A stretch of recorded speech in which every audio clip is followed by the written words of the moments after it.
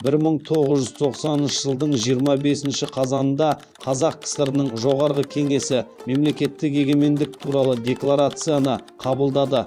Бұл тәуелсіздік жолындағы бастапқы нүкте болды. Бұл күн жаңа дәуірдің туғанын білдірді. Қазақстан халқы алғаш рет өз болашағын өзі анықтау құқығын мәлімдеген дәуір.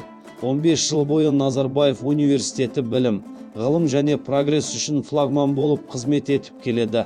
Бүгінгі күні Назарбаев университетінің смарт жүйелер және жасанды интеллект институты жиі цифрлық кеңістікте ана тіліміздің дамуына үлес қосуда.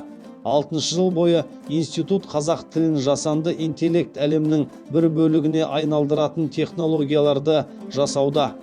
Құрметті қазақ елі, сіздерді Қазақстан Республикасы күнімен шын жүректен құттықтаймыз.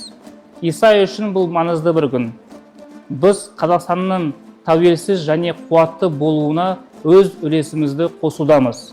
Наш основной вклад в развитие экосистемы искусственного интеллекта в Республике Казахстан – это создание локализованных, отечественных ИИ продуктов, которые здесь и сейчас могут помочь любому нашему гражданину использовать его в своей работе, в повседневной жизни. Таких как Mangisoz – это и переводчик, который работает с текстовыми файлами, с аудиофайлами, синтезирует речь из текста, который позволяет работать с изображениями и переводить на 5 языков – казахский, русский, английский, турецкий и китайский.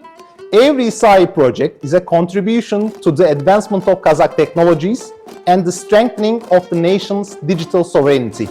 Through innovation, research and collaboration, we strive to empower Kazakhstan with cutting-edge technologies that reflect the country's potential and talent.